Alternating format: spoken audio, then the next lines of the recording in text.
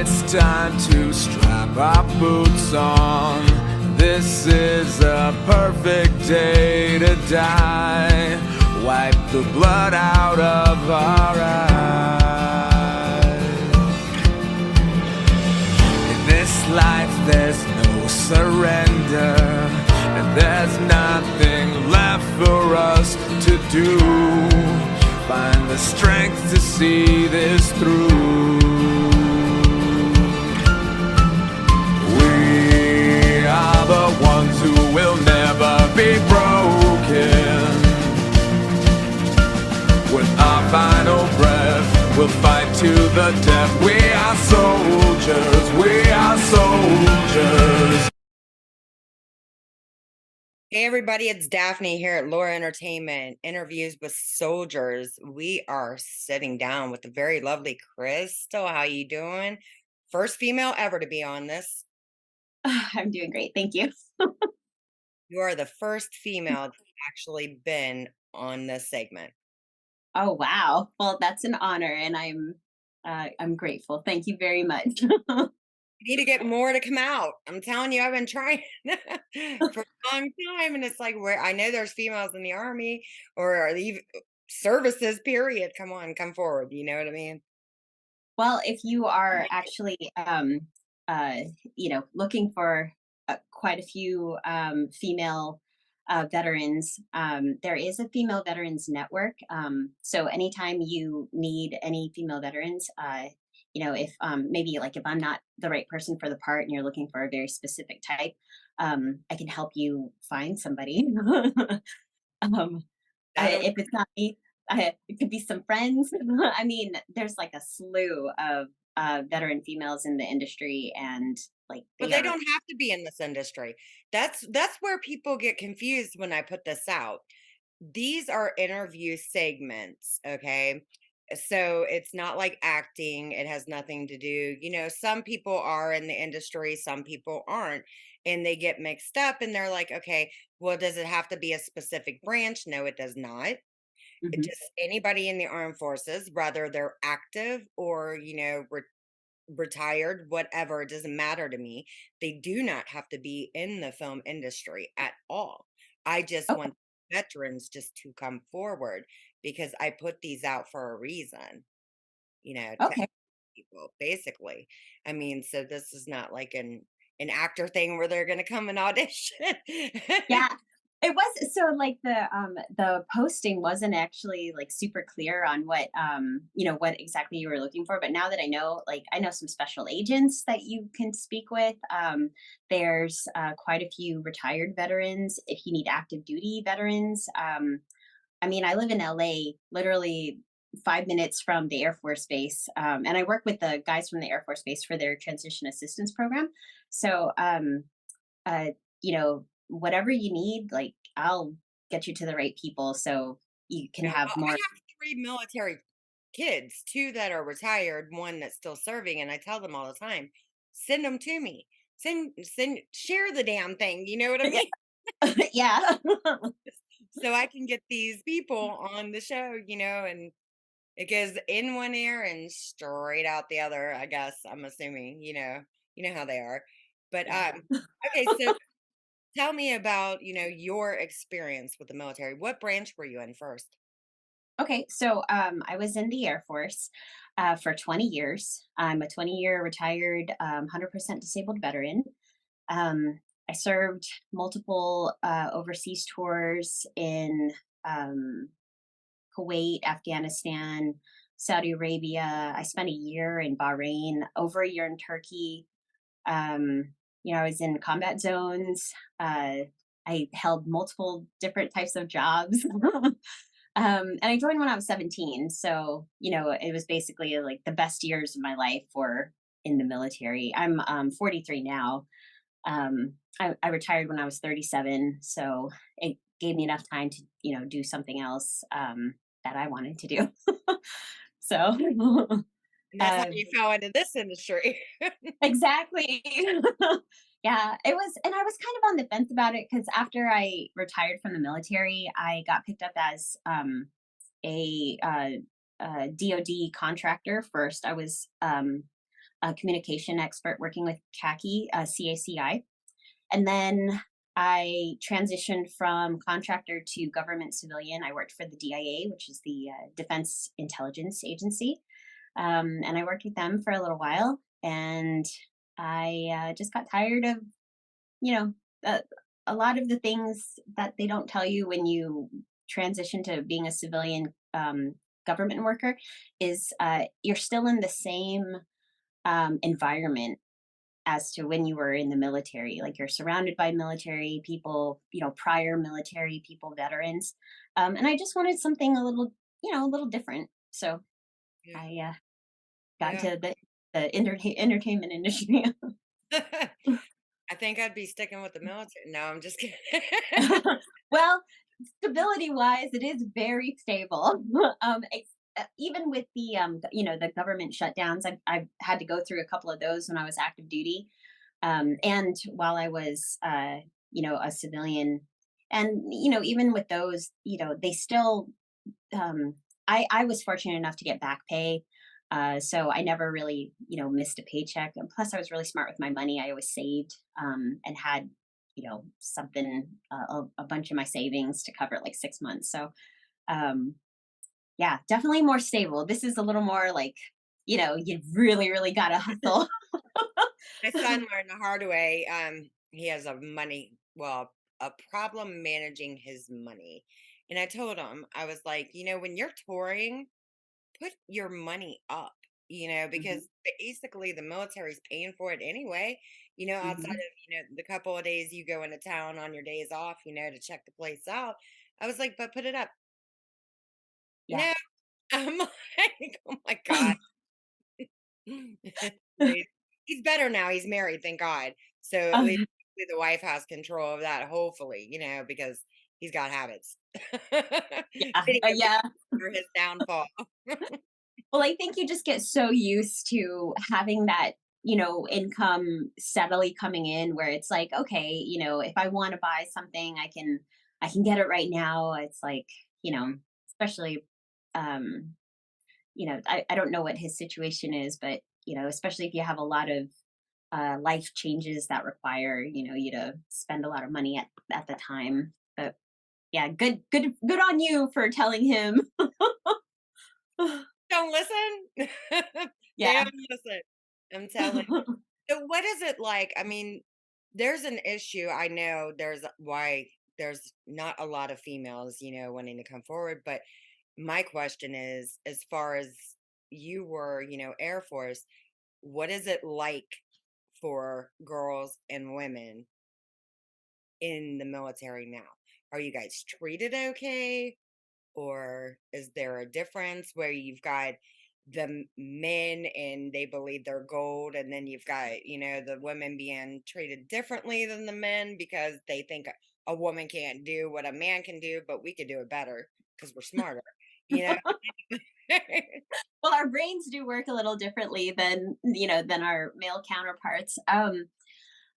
That's a great question. I really feel like it's going to be different for every female because of the job, and we all have different experiences. When I first joined the military, I was fortunate enough to get an intelligence analyst job. I was a SIGINT analyst, a signals intelligence analyst. Um, and the ratio from male to female was pretty much like 1 to 1. So, we were all treated pretty equally. I didn't really feel like I was, not being treated fairly. Actually, I've always like hustled and worked really hard. So, I was one of the top analysts, on my flight. Um, and it felt really really good. Like I was head trainer, and I was just one of the people that the supervisors could go to, that uh, that they knew my work was reliable, and I would put out a good product. um, and then after I did about 4 years, I cross trained into communications. So I was in a comm field, and the ratio from guys to girls for that was more of like a 5 to 1. um, So it was interesting because the some of the females that were in that career field, um, it was they. I don't know. We were all different. Like I was very much like a tomboy, and then there were other females that were very feminine, and which is I'm not saying either is good or bad, um, but I feel like the ones that were very feminine were treated in a way that you know that were a little different than maybe the girls that were more like boyish. Um, but again, it wasn't bad. It was just different. Um, I did notice being in a predominantly male career field, some of the jobs that I was tasked to do, depending on the supervisor, that was a big thing. It was more admin, type work. Um, and then every there's a rotation, so you're not in a place for too long. I think my whole lifetime I moved like 21 times. um so and that's not only moving 21 times, but there's a constant rotation of personnel coming in and out of your office. So yeah, I mean, I really feel like it just it's going to depend on who your supervisor is and what job you have. And also it's your attitude. Like I was very much a person that didn't victimize myself like, oh, it's because I'm a girl that this is why they're doing it. And if I ever felt that way, I was very into communicating my feelings in a very respectful way. And it would change, like the situation seemed to would always get better. Um, so that's the other thing too. I think it's your whole perspective, how you handle yourself, and just your resiliency, like being resilient. It's very important. So how do you feel about, the benefits that are offered to you guys after you're out? Because I've kind of got mixed feelings about that, because to me Oh, they don't look very good. They should be way better than they are. I mean, the same with the VA hospital. There are people that get out and it takes months to get in, and I think that's ridiculous. And then, you're really not supposed to, I guess they tell you not to go to a regular hospital. If it's something you have to go to the VA specifically, which makes no sense to me. mhm. Honestly, I feel like if that person needs to go to the hospital, they need to go to the hospital and they can't wait for 4 or 5 months before they're accepted, you know. So that's a very good question. So I retired in 2018.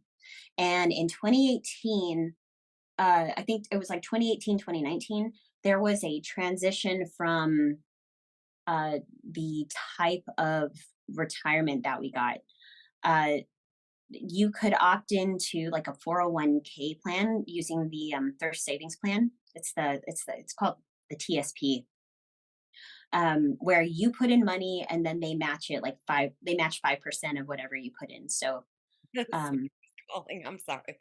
oh, For it's okay. a minute, somebody was calling. I know. I told everybody, leave me alone when I'm doing these interviews.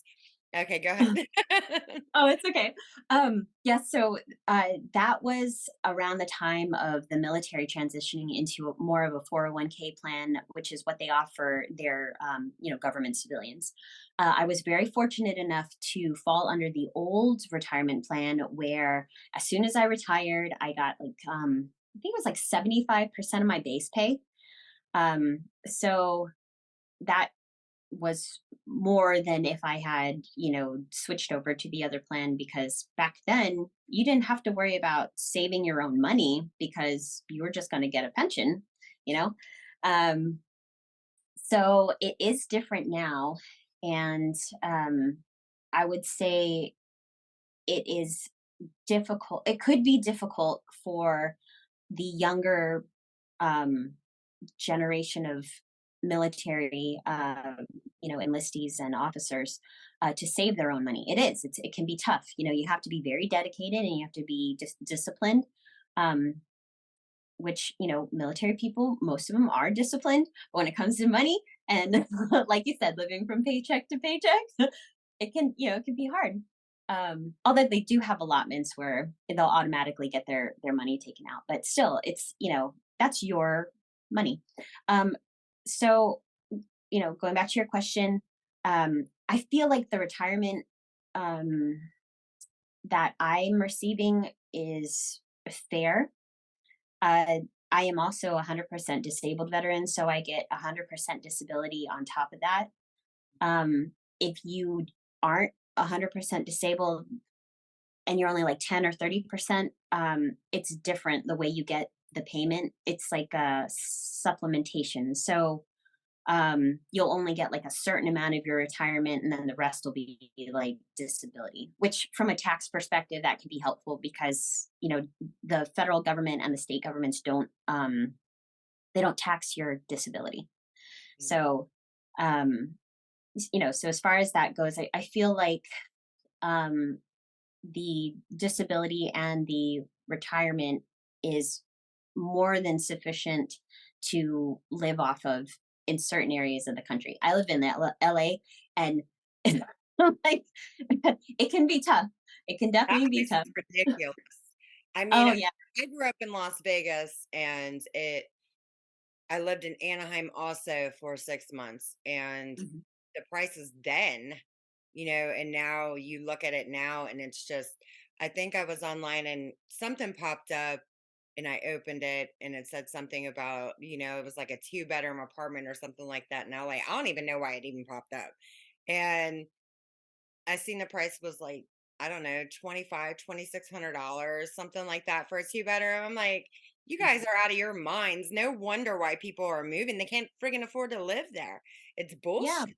They need Yeah. to come back down to reality, where shit's normal, you know? Mhm. For Yeah. everyone. And that's the thing. It's like if you want to live in a nice location, you're going to pay the prices. If you don't mind living in, a place where it, the crime rate is really high and the homelessness numbers are high, you're going to pay a little bit less. But yeah, it is very tough, especially if you're coming in, to do stuff for the industry. If you don't already have an agent and you're just kind of starting, from scratch or you're trying to make it, um, you have to hustle. If you're not SAG, I'm not SAG, I'm non-union. I'm non-union at the moment. Uh, and it's tough. It's like, you gotta go out there and you have to look for, like, I mostly do, I do on screen, but I prefer, voiceover. Um, so, finding the jobs, finding the platforms, to submit for these auditions and then auditioning and actually getting the audition, it's tough. And if you're going to do it full time, you know, and not have any other supplementation, it's like you got to live in a tiny house on a friend's driveway or something like One of I'm those just little sheds pods. exactly, yeah, which I'm not Little knocking that pod. either.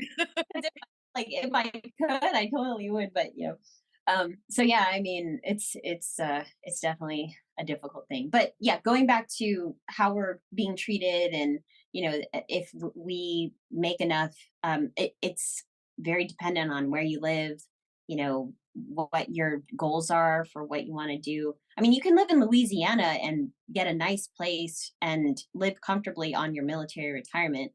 So it's really up to the person. It's like I feel like we are um, a, a product of our own choices. Um, so whatever it is that our life situation is, to a degree, it's like, you know, if we're having a hard time, there's always a way. There's resources out there to help you change your stuff. But as far as like, You've been on the link or actually on the website. I have a page that has the artist names for the music I use, and then it has the resource links that take you to all the resources. I mean, I try to grab as many as I can. If there's more out there, hell, I'll find them eventually and get them on there. But I mean, Hmm. that kind of brings us, to the next question I was going to ask as far as what do you believe? Because I mean, anymore when you're driving, and I know this Hmm. is with everybody, when you're driving and you see the people that you can tell that are drug addicts that are panhandling, and you can tell the difference between them and the real true people that are actually veterans out there. You know what I mean? Yeah. So transitioning back to where you're coming out and those people end up in those situations to where they're the ones out there with the sign, you know, do you think that's because of mental issues from everywhere they've been, or maybe the transitioning just wasn't, taken care of, or they wasn't given the right resources to go and get a hold of? You know what I mean? Hmm. That's not, God, you have great questions, Daphne. Okay, so that is a great question. I've actually met homeless veterans that it's their choice to be homeless. Um, and I've met ones that, they've had trouble adjusting to civilian life, and, they do turn to drugs and alcoholism. The people on the side of the street that panhandle, um, those folks, it is a it is another way for them to get money, because they are probably bored. Uh, but there's a thing called the Transition Assistance Program that has, it's a mandatory thing that every service member has to go through when they are retiring or separating from the military. And it's something you can take it, I think it's like you can take it 3 or 4 times before you actually separate or retire. Um, and they give you all of the resources. There is a physical, a mental, and a regular physical that you have to go through before you separate. Um, and there is a plethora of um, of there's a lot of help out there for veterans that want it. I think the thing is with the folks that um, are panhandling, if they are the veteran, if they really are veterans, um, they, they just don't. I don't want to say that they're Handle lazy or things. anything like that. Yeah, it's like it is definitely a mental thing. It could be when they retired, uh, they they couldn't adjust, so they went a little, they had some mental issues, and this is all they do, because they don't know what to do, and they don't want to get help, um, because there's tons of help, uh, especially if you're in a place where there is a VA center, which every single state has a VA center, uh, and or if you live close to a military installation, like a fort or an air base or something like that. So there is definitely help. I feel I want to say, because I'm not one of those veterans that are panhandling, so I Yeah. can, it's very difficult to put myself in their shoe. But I do have when I retired, I had severe PTSD, and it took about 3 years of therapy to get to a point where I felt comfortable joining, the civilian sector again. Um, so I can definitely see how that would be difficult for them to adjust. But that's again, that is up to them. I feel like no matter what happens to you, um, you are responsible for your own happiness Yeah. and your own transition. Um, and I think that's the other thing is a lot of them kind of play the victim, and it's very difficult. I know I'm probably going to get bashed because some other people are like, "Oh no, it was hard for me, and I saw people blow up." Like I saw people blow up, and I saw a lot of really terrible things. Um, but I got help, you know, and sometimes you have to try a couple of different techniques. You have to go to a few different therapists because not all of them are the same. Um, but as long as you're showing that you're trying and you're making the effort, you're gonna you're gonna uh, you're gonna do well for yourself. Um, So you don't have to answer this question, but I'm going to ask it anyway. Um, as far as your situation, what happened? I mean, how did you end up becoming disabled? oh, so that's a Question if you oh, no, it's fine. That's another great question. So the VA, they're like whoever is watching this interview, they could, if they want to do the research, they can go and see how the VA calculates disability. Um, but the VA actually has a percentage for each thing that happens to you. So if you lose a finger, it's like 10% per finger or something like that. And then the way that they add it up is a little strange. We call it VA math because like it just doesn't. That's interesting. 10, Yeah. 20, 30. Okay, you're just missing 3 fingers. Yeah, You know? it is. It's a little strange. It's like, they add up everything, and then there's like this aggregate and this whole thing that they do to establish what your rating is. Well, I had quite a few injuries. I think I had like 11 procedures. I broke my nose like 10 times. I had a traumatic brain injury, or I have a traumatic brain injury. You don't actually heal from this.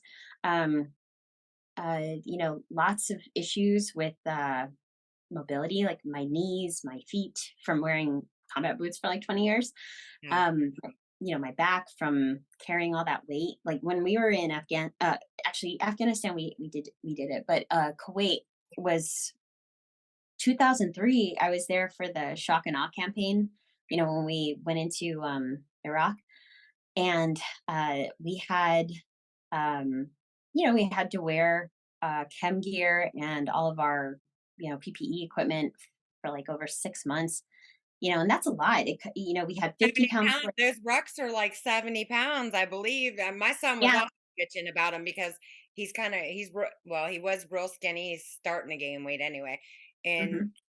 he'd have to, and because he's in the army, so they're Hmm. making him ruck everywhere. And he's like, yeah, I only did 10 miles of rucks on. I'm like, dude.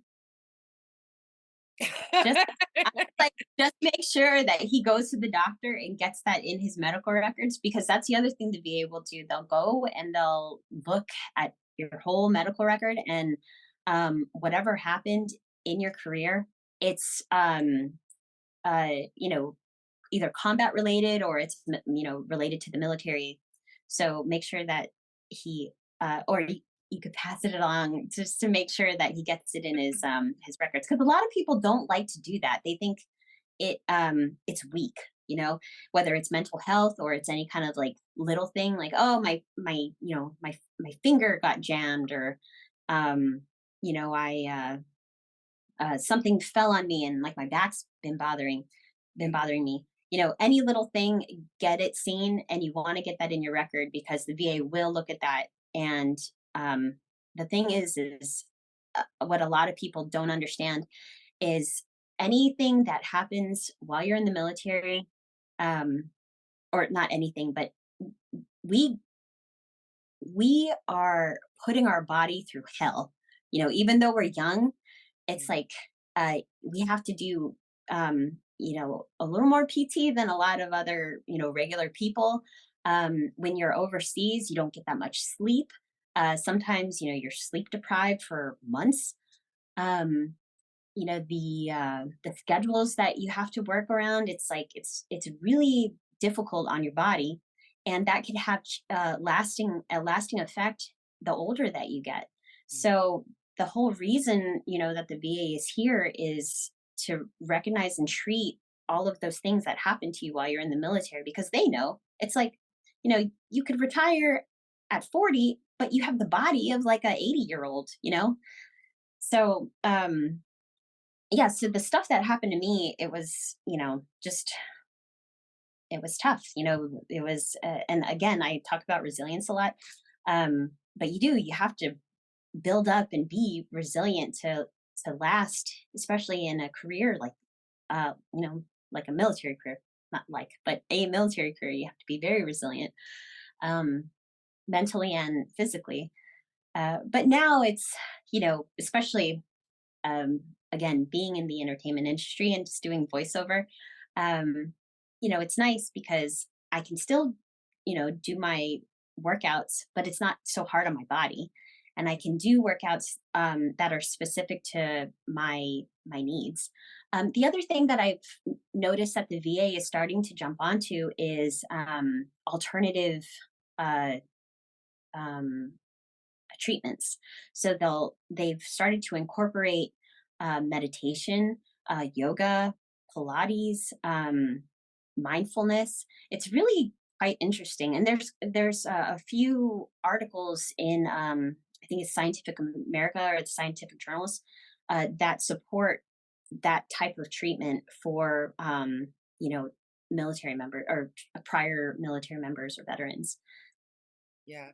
So, in your opinion, going back to the VA, what do you believe can be done as far as the funding, in order to get them to where these soldiers don't have to wait 4 months to be seen? So that's another interesting thing. The wait times, again, I think it depends on your location and your, rating. Because if your rating is, I think, under 50%, there's a priority list. Mm. So, like, me with my rating, it's 100%. So I get seen quickly. Yeah. I don't really have to wait. Even, I think I wrote you in the email, but I just had a baby. Oh, um, I'm sorry. yes. I've been so slammed this week. It's just been crazy. So I haven't actually made it to everything. But Oh no, it's okay. honestly, my opinion as far as the VA, the way they've got you guys on a scale, which you can't put a human on a scale as far as percentages, you know, 10%, 20%, whatever, but there has to be a breaking point where they can split something else can be funded even if they're not going straight into the hospital, the VA hospital. Maybe they can start some kind of centers or something somewhere, get them funded. I mean, there are people Yeah, out there that fund the dumbest shit. They can fund this, you know what I mean? Somebody can fund this shit and get yeah, like separate portion of it to where the people on the lower percentage, you know what I mean, can get yeah, seen too. So you've got two working. You know what I mean? What are your thoughts yeah. on? So, um, yeah, this is a little difficult too because, Yeah, uh, ask hard questions. there is there's a loophole. There's always loopholes, and I think what it is veterans need to educate themselves on as to what, um, the VA will pay for, and, um, you know how to, like, work there. It's a system. If you know how to work the system, you'll you know you'll your needs will be seen earlier than rather than But later. I mean, a lot of people don't know that, and I still feel like they can do this better. One, Um, shouldn't be on a sliding scale. And two, a person, I mean, as far as the long wait times, from what you're saying to what actually can be done, they can stop the sliding scale, keep the hospital for, to get the people in with the higher ratings, and then still build a medical facility to be able to accommodate the people who are on the lesser of the scale so they are not waiting the 4 months. well, That's the they actually, so they have built, not the big clinics, but there are smaller VA clinics.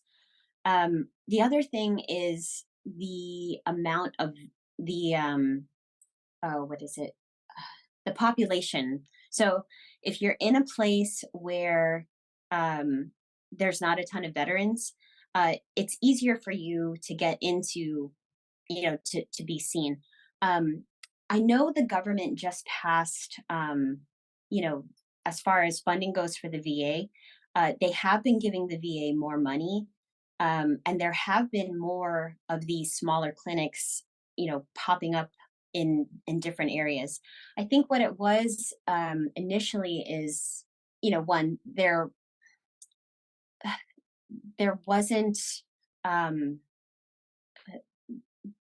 there wasn't media coverage for how bad the VA system was. There it Um, is now. yeah, it seems like it, and it's always a push, and that's with anything, in this country.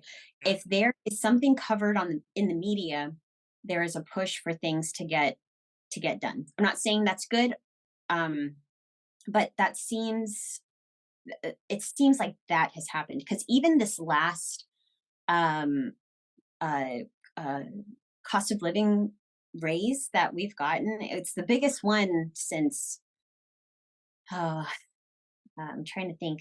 Um, It's freaking oh, ridiculous. We'll just yeah, leave it there. yeah.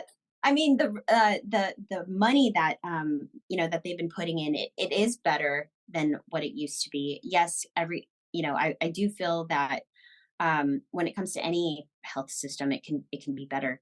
But one thing I would say is for those veterans out there that are having issues getting seen, talk to a VA rep or a VFW rep because the VFW and the DAV, they have people, that go to Capitol Hill and they speak on behalf of veteran benefits, like what they need.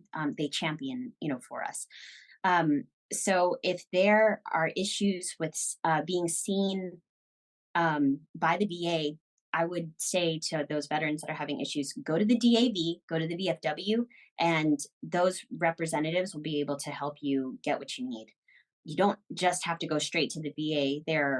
You know, those aren't the only two. Those are like the biggest two, but those aren't the only two uh, resources that you can use. But they are like huge. You can use the I think USO. they should build, people that are wanting to actually, if they are wanting to invest in some things, y- the people that I'm not talking about fund strictly military, but the people out there that invest their money in this or that or whatever, what they can do, would be a good thing, I would think, is if you've got the extra money to burn, Hmm. then you build these little facilities all over the world and partner up with the military. That way, there it would be, partly for the regular medical portion, and then the other part can be for the veterans, that can come in because you're partnered up with the military. That's the way I think, you know what I mean?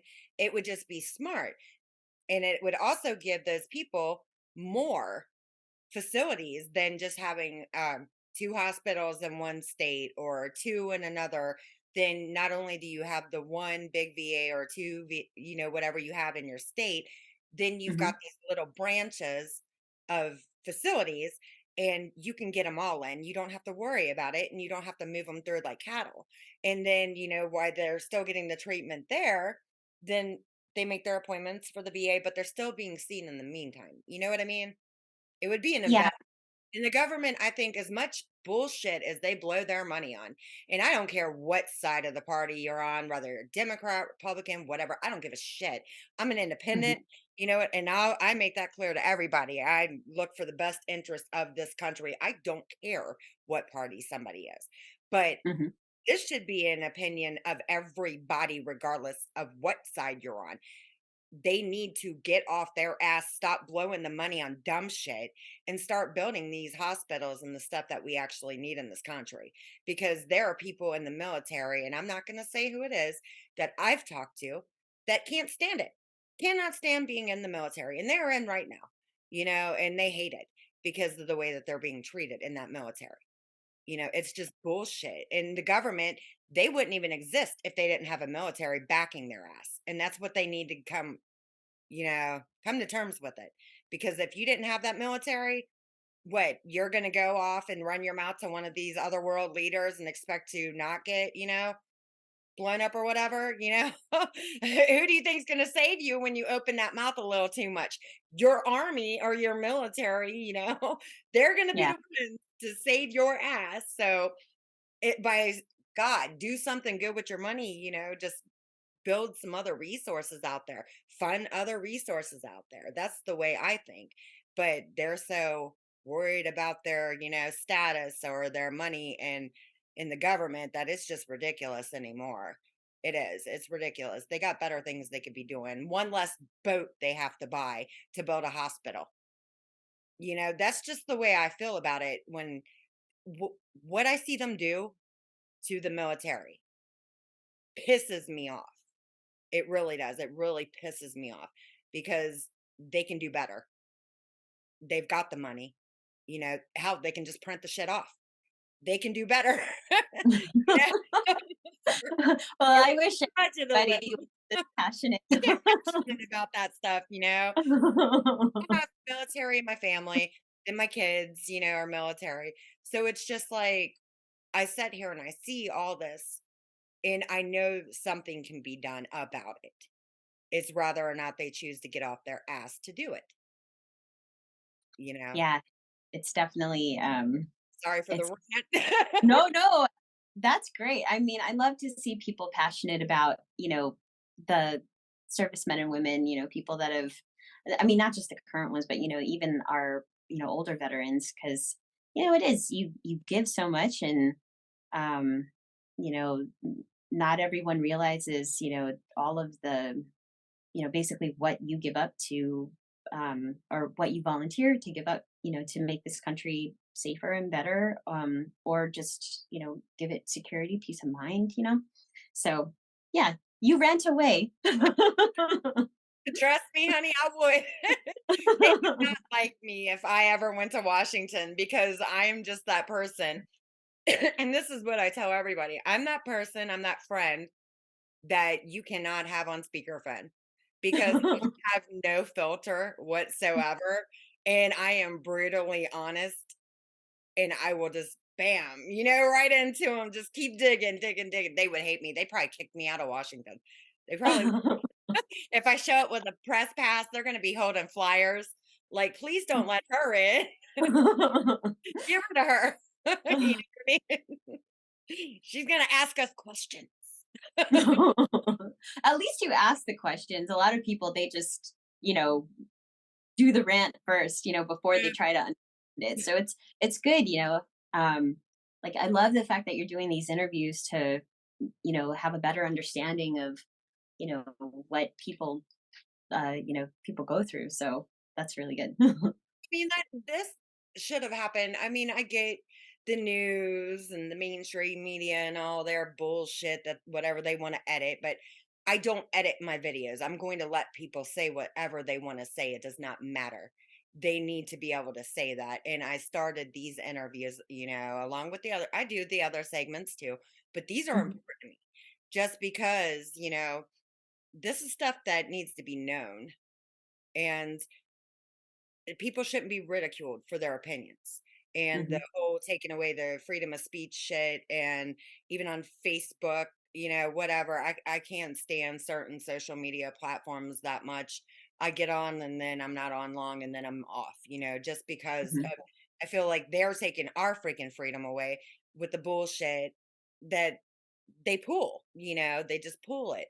And somebody's got to say it. So I started these segments. I originally was going to launch this in February, and Mhm. my brother had passed. Oh, So that took sorry. me into March, and then I started dropping them in March. I mean, I had to put it off for a little bit, but ever since then, I'm like, the more the merrier. I mean, come on, Yeah. the more the merrier, soldiers.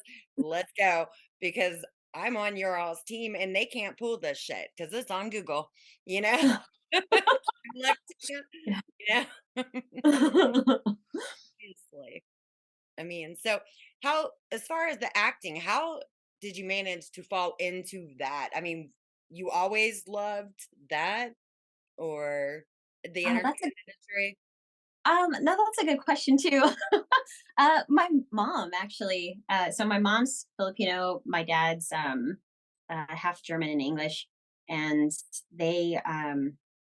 My mom was very into getting us, uh, making sure we were well rounded. So we did acting and dance and singing and all of these very creative things. And then dad, he wanted to make sure because I have a sister, two girls. He wanted to make sure we could defend ourselves, so he got us into like martial arts, wood, kind of woodworking, more like home improvement stuff. He's a mechanic, but he also does handyman stuff. So we had the um, logistical stuff from our dad and the creative stuff from our mom.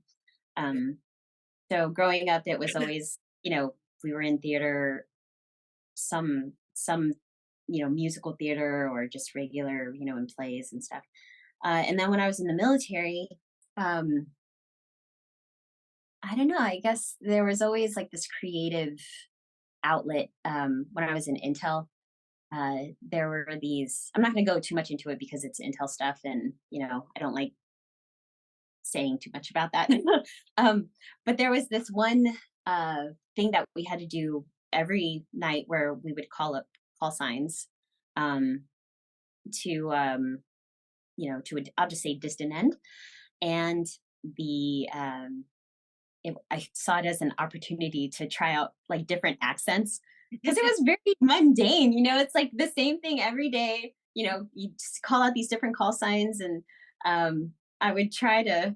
And it was two-person integrity, so there was always like me and someone else, there making sure that we were doing it correctly, or not doing it correctly, but everything matched up.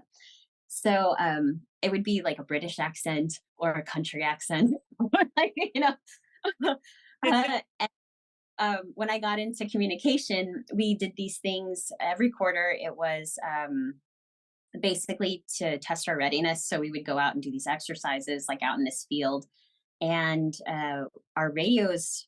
We would have this group. It would be the opposing forces group where they would go and attack the little camp that we would set up. So there's a couple of instances where the opposing forces got control of our radios, and I was able to make sure that we had continuity because one, my voice is very unique, and they couldn't mimic it. They couldn't, Couldn't pretend figure to it be. out. Yeah, and it was funny. Give One of an them, example of what you were doing out there in the field when you were beta, y'all. Beta, y'all.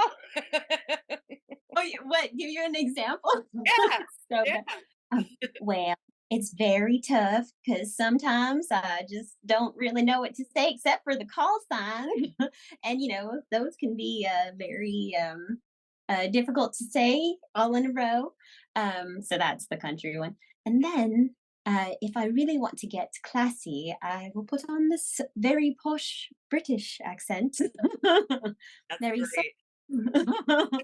The people at the other end of that, I mean, thank God it was our people, but if it had been somebody else, they'd been like, "What the hell is going on here?" You know? Well, you'd be surprised. There's quite a few people from other countries that join our military to get their citizenship. It's a very, I love it. It's a way to show your patriotism and serve the new country that you're looking to be a part of. I mean, my mom's dad, my grandpa, he was from this little town in the Philippines, and he joined the Navy, and that's how he was able to get over. I mean, he had a very good career. He worked in the White House as one of the chefs, or I think he was like head chef for a while, for like Kennedy and Reagan, Carter, like a bunch Back of. the good presidents were in. Yeah, yeah. So Back then. yeah. I'll But say it. Hey, I'll say it like it is, back presidents were good in the day. but yeah, I mean, going back to the whole acting thing, I think after my time in DIA, because I was in Germany, I had originally gotten hired in Tampa, and then moved to Germany, to do stuff out there. And I think I was just tired. It was right before COVID, and I was like, you know what? I'm gonna try something else. So I quit. I put in my 2 weeks notice, and I just did. At first, I wasn't sure what I wanted to do. I just knew that I wanted to do something else, and then it was weird. All of this like voiceover stuff started flooding my feed. Um, and then there was a voiceover coach that her videos kept coming on. Her name's Gabrielle Nistico. Um, but all of these videos of hers just started like filling up my stuff. So I contacted her, and I that was like the first, like the catalyst for like this It was whole a thing. sign. Facebook. Yeah, It was yeah, a Facebook. So yeah. what's in your future? You got anything coming up? Anything you're doing special? Yeah. So I wrote a spy comedy because I was in the intelligence community for a very long time. Uh, so I was like, let's do a fun take on the Intel community. So I have a co-writer. She's actually out of the UK. Her name's Cheryl Neve, and she's actually a judge for the Paris Film Festival. She judges the scripts, um, but she's like been in a whole bunch of stuff too, and she's directed quite a few things, and she's been in a couple music videos too, and helped to produce a lot of them. But she and I wrote a spy comedy called The Nightingale Tattletale, and we actually got uh, quite a few really wonderful consultants in on it as well. There was there is a man. His name is Daryl Blocker. He was nominated to be head of the CIA, and he turned it down, and now he does consulting, like security and entertainment consulting for the industry out here. But we were able to get him a New York Times bestseller, casting and production consultant, for this project. And then there's a couple of people that we were able to get as far as like actors go, to play certain roles. Um, but the Nightingale project is, what we've been what we're working on at the moment. So you're in Uh, production or are you in yeah. development? So did screenwriting, kind of like a little bit of everything. I know that feeling Yeah, all too well. Trust.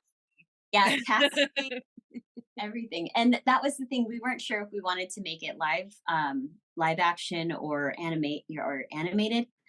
But I really feel like, now that Archer is going off the air, it would be a nice, not segue, but it would be like a nice new, animated spy series for people out there.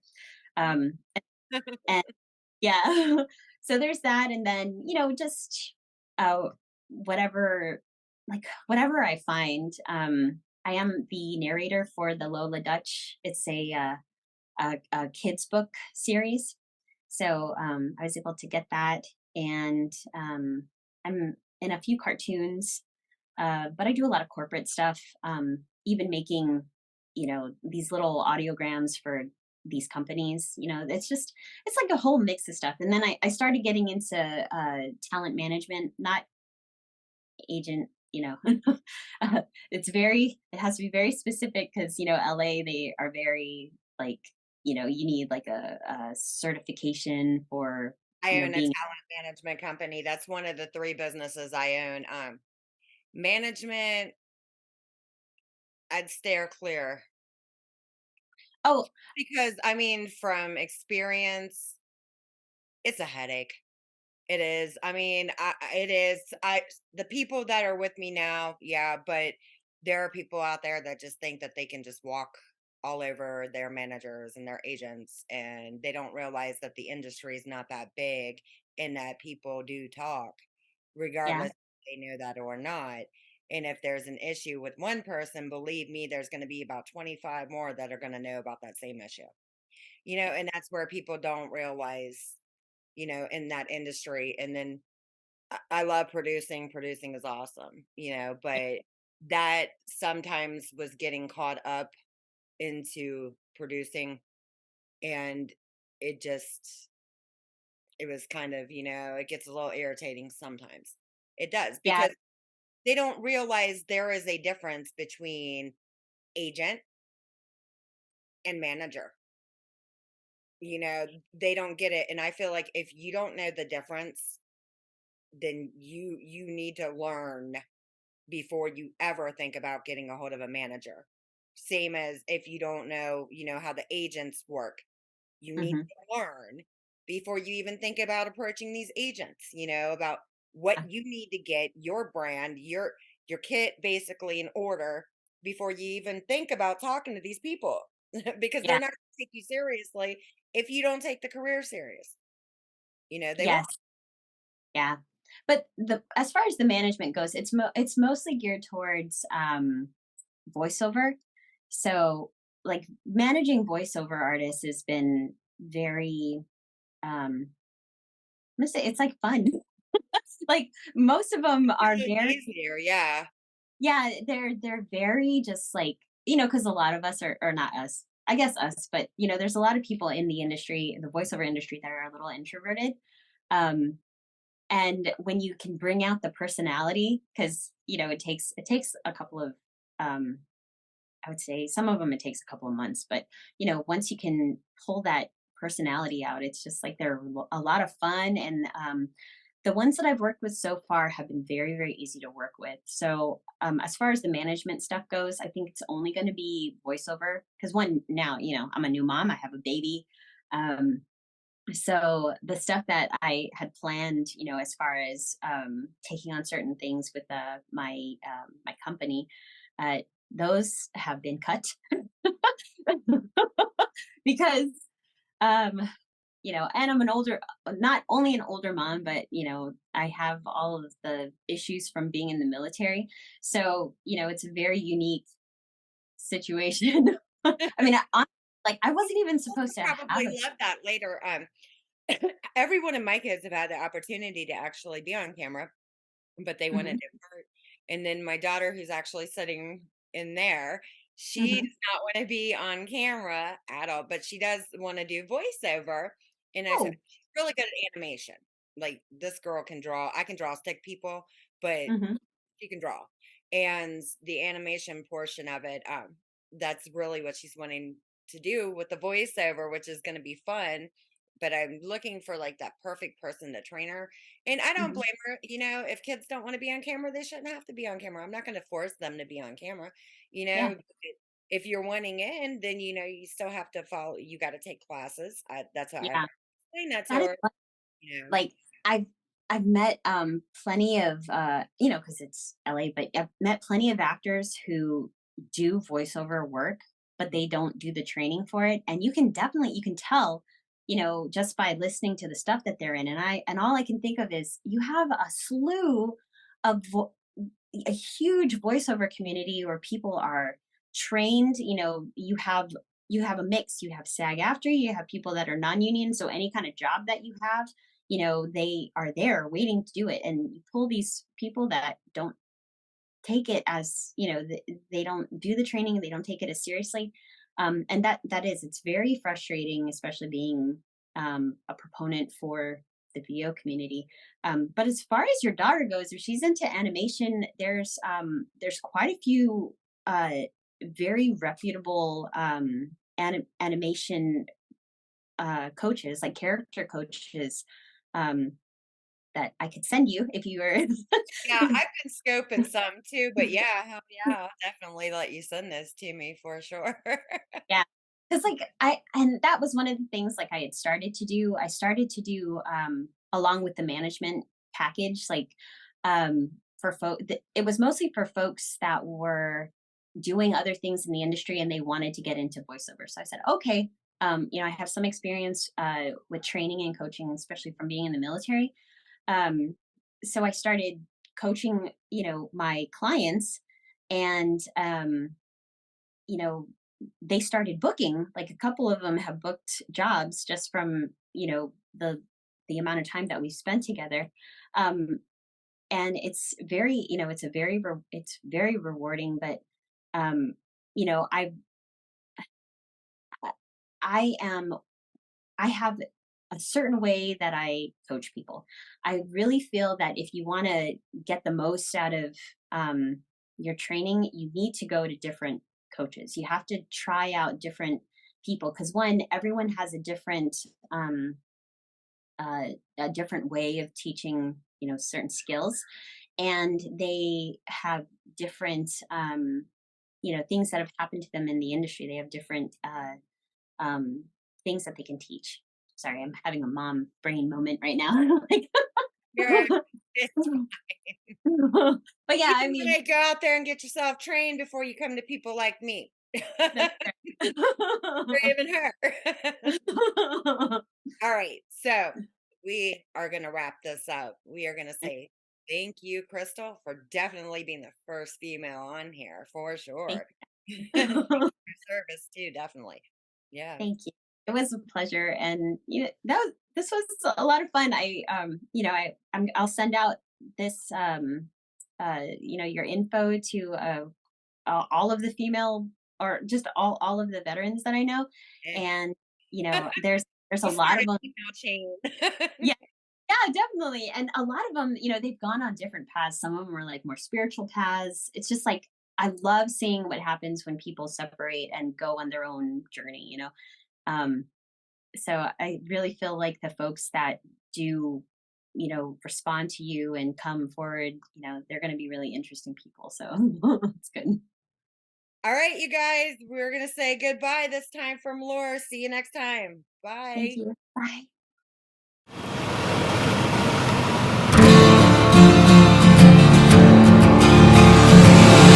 It's time to strap our boots on. This is a perfect day to die. Wipe the blood out of our eyes. In this life there's no surrender, and there's nothing left for us to do. Find the strength to see this through. We are the ones who will never be broken. With our final breath, we'll fight to the death. We are soldiers, we are soldiers.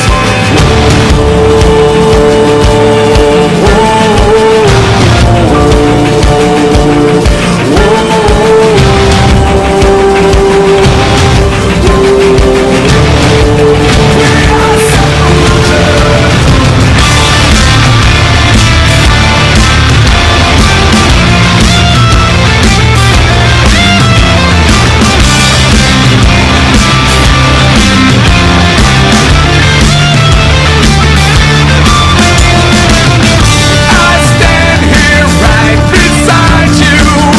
Tonight we're fighting for our lives. Let me hear your battle cry. Your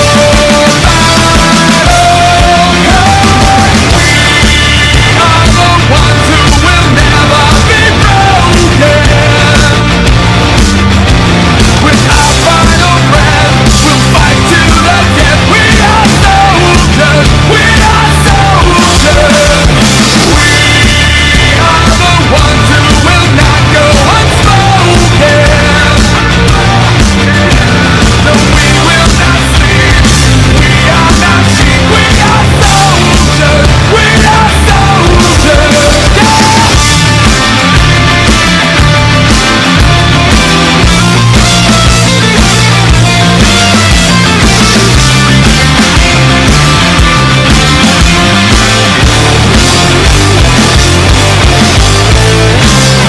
We stand shoulder to shoulder. We stand shoulder to shoulder. We stand shoulder to shoulder. You can't erase us, you'll just have to face us. We stand shoulder to shoulder. We stand shoulder to shoulder. We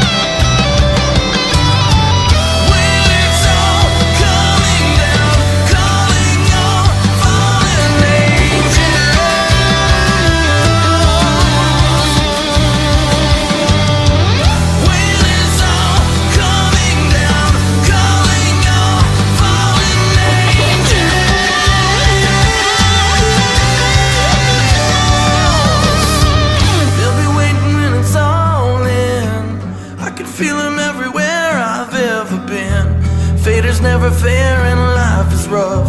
It's gonna be a good time catching up.